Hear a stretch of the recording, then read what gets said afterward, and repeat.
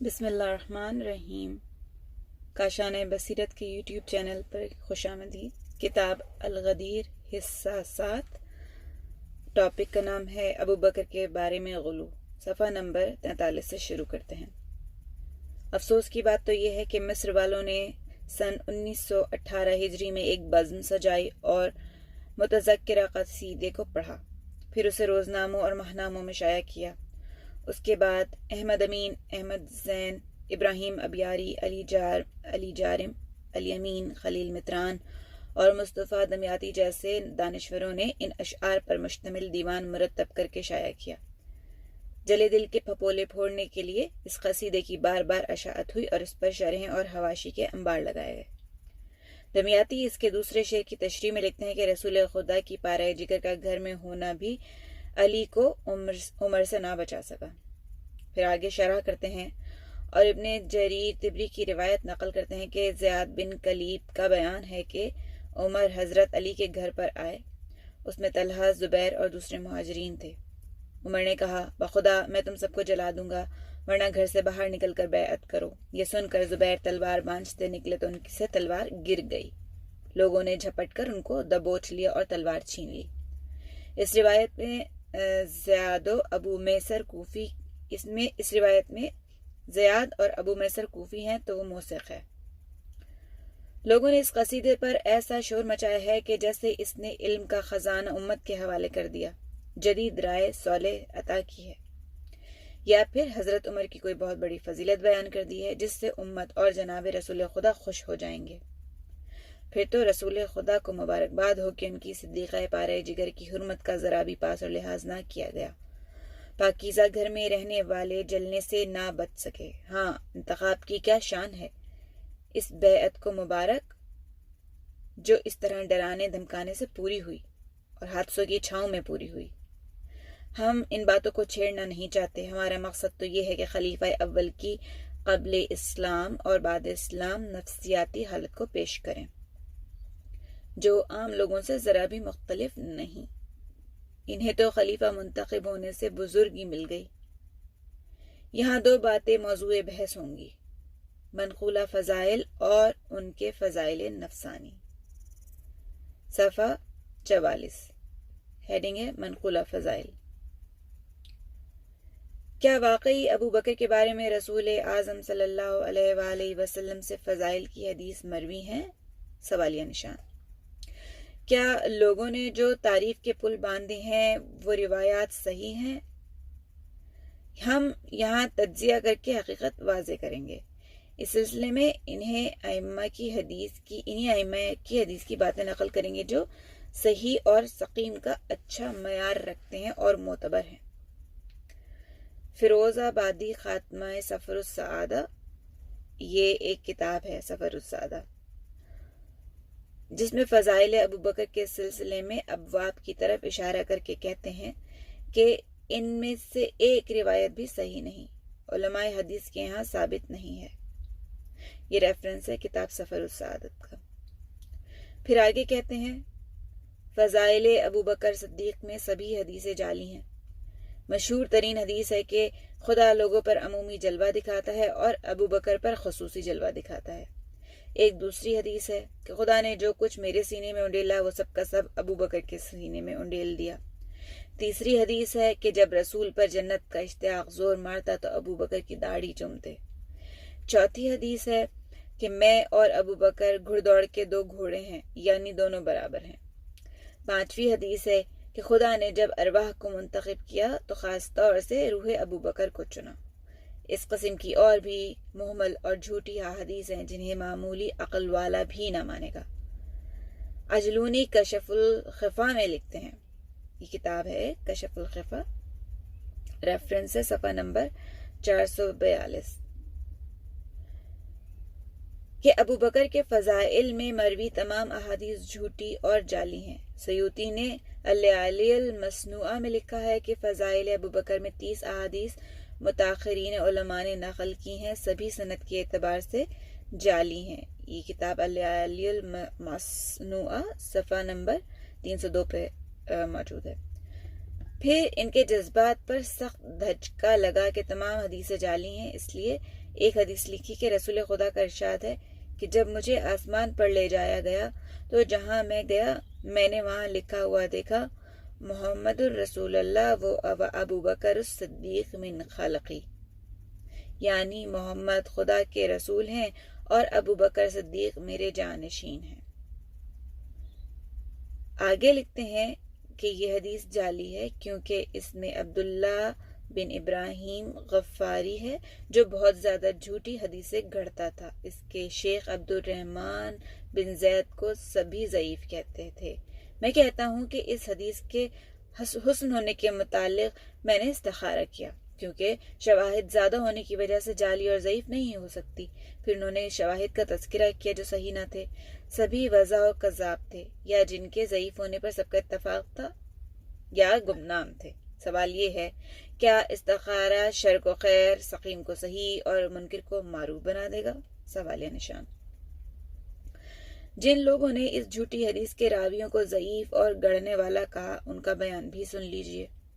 Number 1، خطیب بغدادی کے طریق کا بیان 5ویں جلد میں بیان ہو چکا ہے۔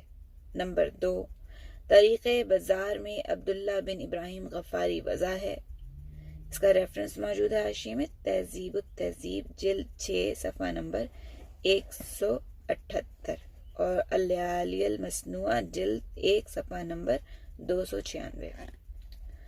اگلا پوائنٹ ہے نمبر 3، طریق بن شاہین بھی خطیب بغدادی کی طرح ذہبی و ابن حجر وغیرہ نے باطل کہا ہے۔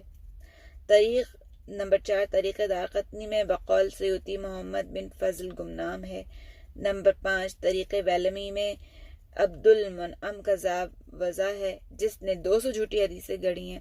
ان سب کے ریفرنسز حاشیے میں دیے گئے ہیں جن کتابوں کے نام ہیں میزان الاعتدال، لسان المیز، اس کے علاوہ فی معرفت الارشاد فی معرفت علماء الحدیث۔ نمبر 6، اگلے صفحے پر صفحہ نمبر 46 پر نمبر 6 کہ طریق خنکی میں حضرت حسن بصری کی روایت ہے کہ رسول خدا نے ساق عرش پر لکھا دیکھا لا الہ الا اللہ وحدہ لا شریک لہ محمد رسول اللہ و زیرہ ابو بکر صدیق و عمر الفاروق، کہ خدا ایک ہے، اس کا کوئی شریک نہیں، محمد اللہ کے رسول ہیں اور ان کے 2 وزیر ہیں، ابو بکر صدیق اور عمر فاروق۔ دارقطنی کہتے ہیں کہ اس کی سند ضعیف ہے، ثابت نہیں۔ ابو سہل اور نسرین حریش ضعیف ہیں۔ پھر یہ کہ حسن بصری نے رسول اللہ کا زمانہ کہاں پایا کہ وہ رسول خدا سے روایت کریں۔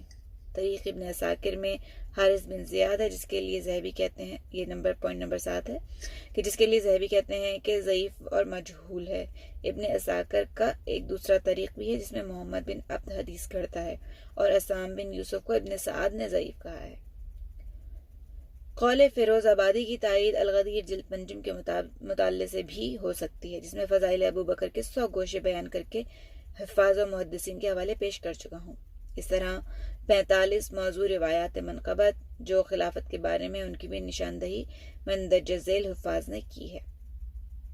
نیچے نام دیے گئے ہیں کچھ لوگوں کے: ابن عدی، طبرانی، ابن حبان، نسائی، حکیم، دارقطنی، عقیلی، ابن مدینی، ابو عمر، جوزقانی، محب طبری، خطیب بغدادی، ابن جوزی، ابو زرعہ، ابن عساکر، فیروز آبادی، اسحاق حنظلی، ابن کثیر، ابن قیم، ذہبی، ابن تیمیہ، ابن ابی الحدید، ابن حجر میثمی، ابن حجر اسقلانی، حافظ مقدسی، سیوطی، سغانی، مع علی قاری اجلونی، ابن درویش ہود۔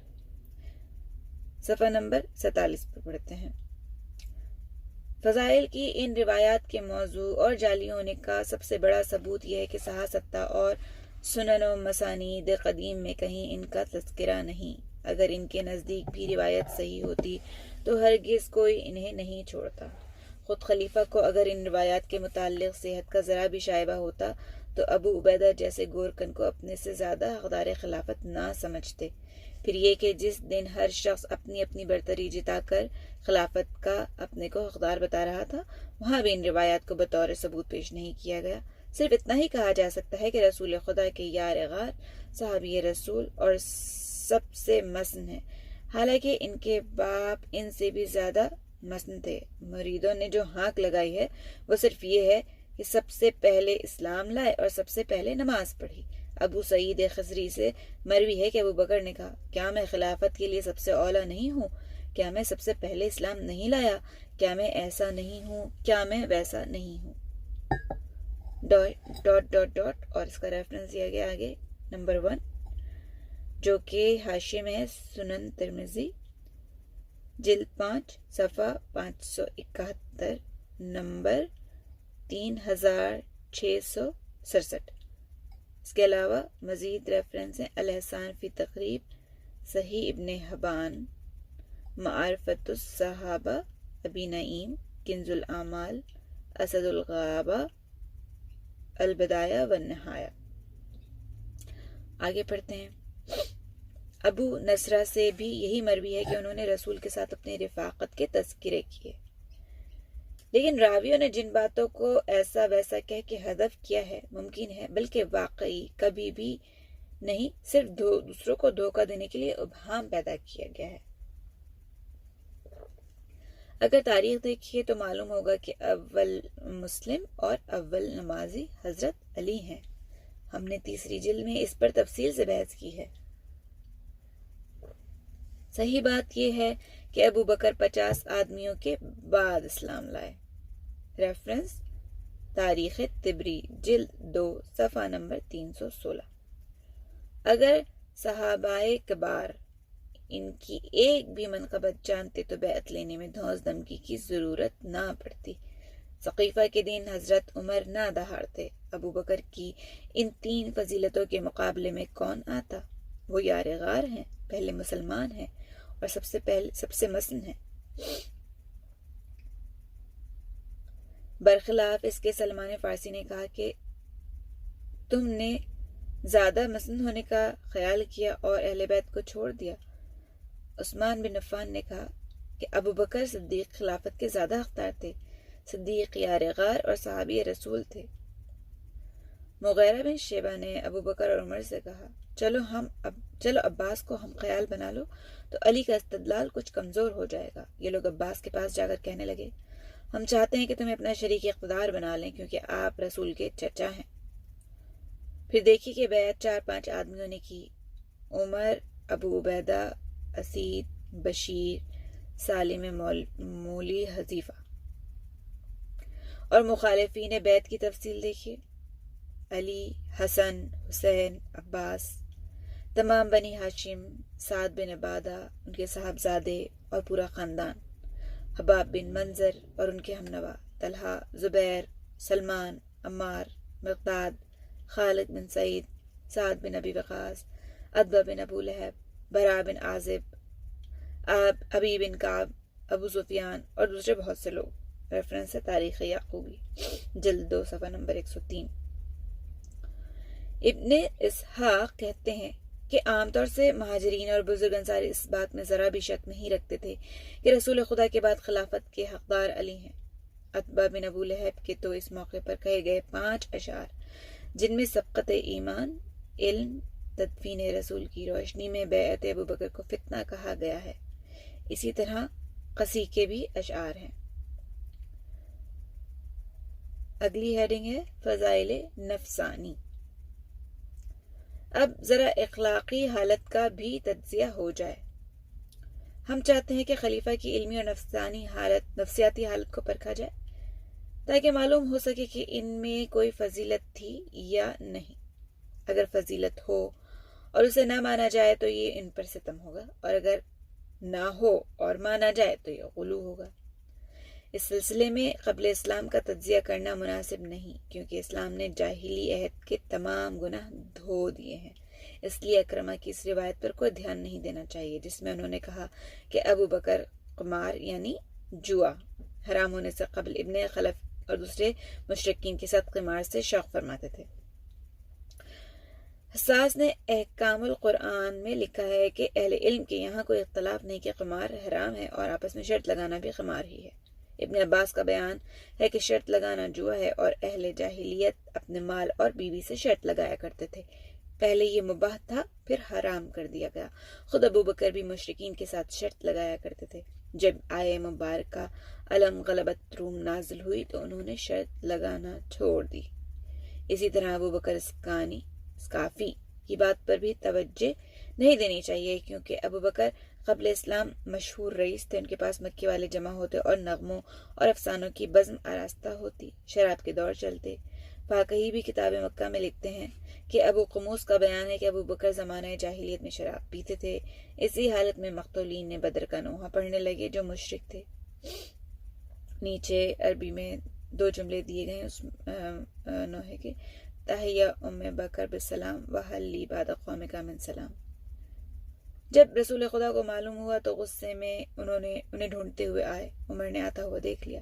جب رسول خدا کے سرخ انگارہ چہرے پر نظر پڑی تو کہا، میں غضب رسول خدا سے خدا کی پناہ مانگتا ہوں، خدا کی قسم اب کبھی اسے ہاتھ نہ لگاؤں گا۔ پھر سب سے پہلے حضرت ابو بکر ہی نے اپنے اوپر شراب حرام کی۔ حکیم ترمذی نے نوادر الاصول میں اس روایت کو لکھ کر تبصرہ کیا ہے، مگر اسے دل سے قبول نہیں کرتا۔ گویا حکیم اس روایت کو عام لوگوں سے سنتے تھے لیکن عقیدت کی وجہ سے اس کو ماننے پر آمادہ نہیں تھے۔ ابن حجر نے بھی اصابہ میں لکھ کر تبصرہ کیا ہے کہ نفوتیہ نے اس پر تنقید کی ہے کہ شراب حرام ہونے سے قبل ابو بکر نے شراب پی تھی اور مشرکین کے مقتولین بدر کا نوحہ پڑھا تھا۔ حدیث ابو القموس تفسیر طبری میں سند کے ساتھ یوں ہے۔ ابو القموس کا بیان ہے کہ زید بن علی نے کہا کہ شراب کے بارے میں 3 بار آیت نازل ہوئی۔ پہلی بار یسألونک عن الخمر والمیسر قل فیہا اسم کبیر ومنافع للناس واسمها اکبر من نفعها، یعنی لوگ آپ سے شراب اور جوئے کے بارے میں سوال کرتے ہیں تو کہہ دیجئے کہ ان دونوں میں بہت بڑا گناہ ہے اور بہت سے فائدے بھی ہیں، لیکن ان کا گناہ فائدے سے کہیں زیادہ ہے۔ یہ ریفرنس ہے سورہ بقرہ آیت نمبر 219۔ آگے بڑھتے ہیں، صفحہ نمبر 51۔ لوگ اس کے بعد بھی پیتے رہے، یہاں تک کہ 2 آدمیوں نے پی کر نماز پڑھی اور اس طرح قرات کر رہے تھے کہ جو سمجھ میں نہ آ رہی تھی۔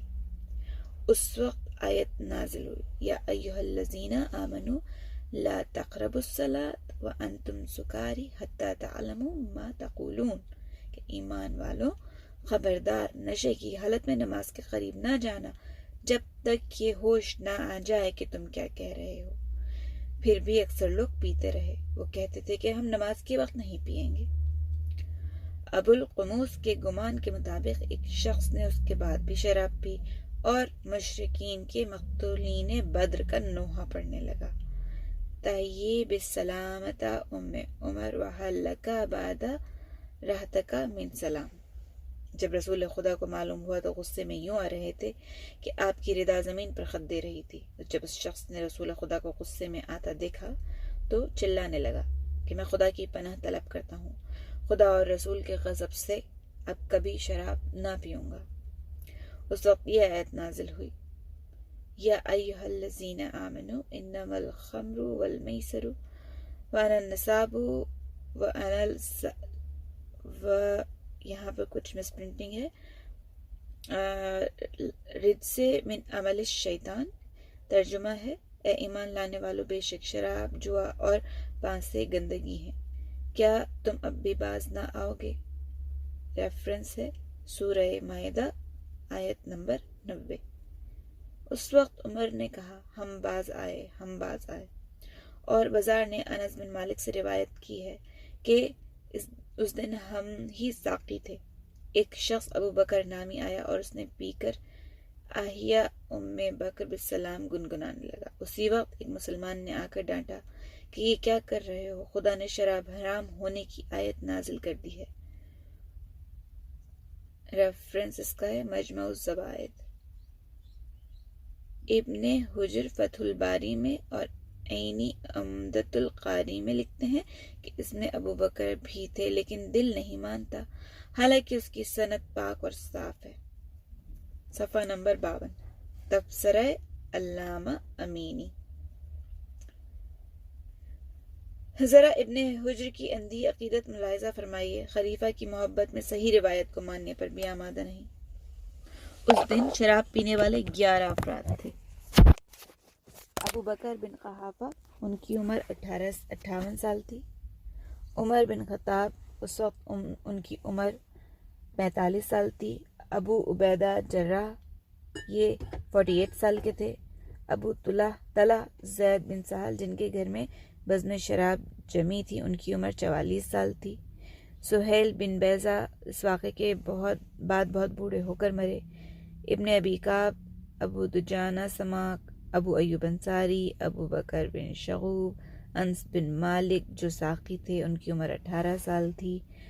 سنن بہقی میں انس کا بیان ہے کہ میں ساقی تھا اور سب سے کم سن تھا۔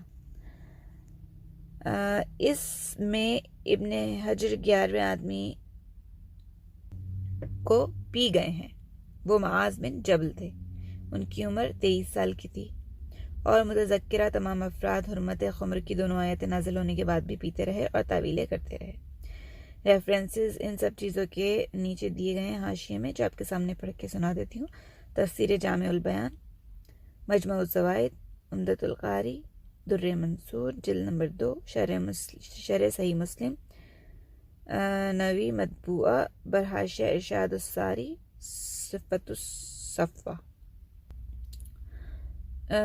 تو آپ کو گزشتہ سے پیوستہ جملہ دوبارہ ریپیٹ کر دیتی ہوں کہ متذکرہ تمام افراد حرمت خمر کی دونوں آیتیں نازل ہونے کے بعد بھی پیتے رہے اور تعویلیں کرتے رہے۔ جب سورہ مائدہ کی آیت میں فہل انتم منتہون نازل ہوئی اور لوگوں نے رسول خدا کا غصہ دیکھا تو سمجھ گئے کہ تیسری آیت مستقل دھمکی ہے، تو عمر نے کہا کہ ہم باز آئے۔ علامہ آلوسی بھی لکھتے ہیں کہ دونوں آیتیں شراب نازل ہونے کے بعد بھی کبار صحابہ شراب پیتے رہے۔ جن لوگوں نے حرمت شراب نازل ہونے کی تاریخ کا تذکرہ چھیڑ کر ابہام پیدا کرنا چاہا ہے، وہ محمل ہے۔ اگلی ہیڈنگ ہے حالت بعد اسلام۔ ابو بکر کی یہاں اسلام لانے کے بعد بھی نہ کہیں علمی رسوخ کا نشان ملتا ہے، نہ جہاد میں پیش رفت کا، نہ اخلاقی برتری کا، نہ ہی عبادت میں والہانہ پن کا، نہ بنیادی امور میں استحکام کا۔ ان کا علم تفسیر اور حدیث میں رسوخ معلوم کرنا ہو تو کتابیں کھنگال ڈالیے، نہ کوئی قول ملتا ہے، نہ کسی سوال کا جواب۔ ہاں اتنا معلوم ہوتا ہے کہ یہ بھی اپنے دوست عمر کی طرح، بریکٹ میں لکھا ہے سورہ عبس میں، اب کے معنی، اب بریکٹ میں نہیں، اب انورٹڈ کاماز میں لکھا ہے کہ اب کے معنی نہیں جانتے تھے، جبکہ عام دیہاتی اس کا مفہوم جانتا تھا۔ بازاری لوگ بھی جانتے ہیں اور عام طور سے یہ لفظ بولتے رہے ہیں۔ اس سے زیادہ حیرت ہوتی ہے کہ بعض لوگ صفائی دیتے ہوئے کہتے ہیں کہ تفسیر قرآنی کے متعلق احتیاط کا مظاہرہ کرتے تھے، لیکن قرآن جاننے والے جانتے ہیں کہ معاذی قرآن یقین مراد، بیان مجمل اور تعویل متشابہ میں احتیاط کا مظاہرہ کرنا چاہیے۔ ان معاملوں میں خود کو شریعت میں منع کیا گیا ہے، لیکن عام بول چال میں آنے والے الفاظ کے احتیاط کا کوئی محل و موقع نہیں۔ ہر شخص اپنی سرشت اور طبیعت سے سمجھ لیتا ہے۔ صفحہ 54۔ اگر مان بھی لیا جائے کہ یہ شخص اپنی قوم کی زبان سے بھی ناآشنا تھا، تو کیا اس شخص نے آیت قرآنی پر بھی نظر نہ ڈالی، جس میں خدا فاکہۃ و اب روشن طریقے سے فرماتا ہے متاعا لکم ولانعامکم، یہ یعنی یہ تمہاری اور تمہارے جانوروں کی بہرمندی کے لیے، انورٹڈ کاماز کلوز ہیں یہاں پر۔ گویا خدا نے یہاں مقام امتنان میں فرمایا ہے کہ فاکہہ انسانوں کے لیے اور اب جانوروں کے لیے۔ فاکہہ کا مطلب پھل اور اب کا مطلب گھاس وغیرہ ہے۔ ابو القاسم ابن ابی ملیکہ سے روایت کرتے ہیں کہ ابو بکر سے اس آیت کا مطلب پوچھا گیا تو انہوں نے کہا کہ کون سی زمین مجھے پناہ دے گی اور کون سا آسمان مجھ پر سایہ کرے گا، جبکہ میں قرآن کے متعلق مراد خداوندی کے خلاف بات کروں۔ ایسی ہی روایت ابو عبیدہ تیمی سے کرتے ہیں۔ بعض روایات میں ہے کہ میں کہاں جاؤں، میں کیا کروں۔ ریفرنس اس بات کا ہے جامع الاحکام القرآن، قرطبی، جلد نمبر 1، صفحہ نمبر 29۔ اگلی ہیڈنگ ہے کلالہ۔ خلیفہ کو اپنے دوست عمر کی طرح کلالہ کا مطلب بھی نہیں معلوم تھا۔ سورہ نساء کی آخری آیت جس میں ہے کہ لوگ تم سے فتویٰ طلب کرتے ہیں، کہہ دو کہ خدا تمہیں کلالہ کے بارے میں حکم دیتا ہے، اگر کوئی شخص مر جائے اور اس کے کوئی فرزند نہ ہو اور وہ صرف لڑکی ہو تو اسے ترکہ نصف دیا جائے گا۔ صفحہ 55۔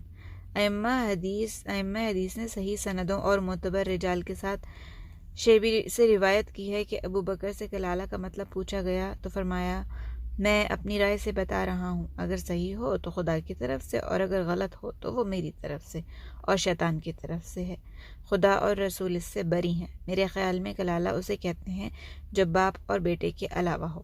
جب عمر خلیفہ ہوئے اور ان سے پوچھا گیا تو انہوں نے کہا کہ میں خدا سے شرم کرتا ہوں کہ جس بات کو ابو بکر نے بتایا ہے اس کی تردید کروں۔ ریفرنس تفسیر قرطبی جلد 5 صفحہ 77۔ اگلی ہیڈنگ تبصرہ علامہ امینی۔ یہ حضرت عمر کی دوسری رائے ہے۔ پہلی رائے یہ تھی کہ کلالہ اسے کہتے ہیں جس کے یہاں کوئی بیٹا نہ ہو۔ پہلے دونوں کی رائے یکساں تھی، پھر دونوں ہی متذکرہ رائے کی طرف پلٹ آئے، پھر ان دونوں میں اختلاف ہو گیا۔ ابن عباس کا بیان ہے کہ عمر کی آخری گھڑیوں میں ان کے پاس موجود تھا۔ عمر نے کہا مجھے ابو بکر سے کلالہ کے بارے میں اختلاف تھا، اب صحیح وہی ہے جو میں نے کہا۔ ابن عباس انہوں نے پوچھا کہ کیا کہا تھا؟ کہا کلالہ اسے کہتے ہیں جس کا کوئی بیٹا نہ ہو۔ کبھی تو انہیں ابو بکر سے شرم آتی ہے اور کبھی کہتے ہیں کہ مجھ پر ایسا بھی زمانہ گزرا ہے کہ میں کلالہ کا مطلب نہیں جانتا تھا۔ کلالہ اسے کہتے ہیں جس کا کوئی بیٹا نہ ہو۔ پتہ نہیں یہ احتیاط جسے خلیفہ اول نے معانی اب کے سلسلے میں سختی سے لازم کر لی تھی، اس میں کہاں بھاگ گئی؟ ان پر کس آسمان نے سایہ کیا، کس زمین نے اٹھایا؟ وہ کہاں گئے اور انہوں نے کیا کیا جبکہ دین خدا میں ایسی رائے ٹھوک دی جس میں صحیح اور غلط کا پتہ نہیں تھا؟ اس کے بارے میں جانتے ہی نہ تھے کہ یہ خدا کی طرف سے ہے کہ ان کی طرف سے یا شیطان کی طرف سے۔ ان پر آیا گرما کیسے مخفی رہ گئی؟ انہیں اگر کلالہ کا مطلب نہیں معلوم تھا تو حکم قرآن کے مطابق اہل ذکر سے پوچھ لیتے۔ اہل ذکر تو بہرحال انہیں بتا ہی دیتے۔ ایسا معلوم ہوتا ہے کہ دینی احکام توفیقی نہیں ہے بلکہ بخرے پر منحصر ہیں۔ پھر تو ہر شخص فتویٰ دیتے ہوئے کہہ سکتا ہے کہ اگر صحیح ہو تو خدا کی طرف سے اور اگر غلط ہو تو میری اور شیطان کی طرف سے۔ جی ہاں، ایسے ہی فتووں نے خدا اور رسول سے جسارت کا ماحول پیدا کیا ہے۔ اہل سنت کے نزدیک اجتہاد کا یہی مطلب ہے کہ وہ قرآن و سنت سے تفصیلی ادلہ کے ذریعے استنباط کو اجتہاد نہیں کہتے۔ اسی بنا پر ہم دیکھتے ہیں کہ قاتل امیر المومنین عبد الرحمن ابن ملجم مجتہد ہے۔ ریفرنس اس کا میں آپ کے سامنے پڑھ دیتی ہوں۔ المحلی جلد نمبر 10 صفحہ نمبر 482۔ عظیم صحابی عمار یاسر کا قاتل ابوالغاویہ معاویہ نابغہ کا کاجنا عمر، خالد بن ولید، طلحہ و زبیر اور یزید بن معاویہ یہ سبھی دین خدا کے مجتہد ہیں۔ انہوں نے پاپ کے ڈھیر لگا دی ہیں لیکن مجتہد ہیں، غلطی پر تھے لیکن ایک اجر پائیں گے۔ ابن حجر اصابہ میں کہتے ہیں کہ گمان یہ ہے کہ صحابہ نے آپس میں جو جنگ و قتال کی انہوں نے تعبیری غلطی کی، خطائے اجتہادی کے مرتکب ہوئے۔ اگر مجتہد خطا کر جائے تو ایک اجر پاتا ہے، صحابہ تو بدرجہ اولا ایک اجر کے مستحق ہوں گے۔ واہ، اس دین کا کیا کہنا! مبارک ہو امت محمد کو، مجتہدین کی اس لمبی قطار، شام کی گہار، قومی باغی، کم ظرفوں کی پارٹیاں اور آزاد کردہ چھوکرے سبھی خطائے اجتہادی سے سرفراز ہو گئے۔ صفحہ نمبر 58 پر اپنی گفتگو کو روکتے ہیں۔ صفحہ نمبر 56 پر اپنی گفتگو کو روکتے ہیں اور صفحہ نمبر 57 سے اگلے حصے میں پڑھنا شروع کریں گے۔ والسلام علیکم ورحمۃ اللہ وبرکاتہ۔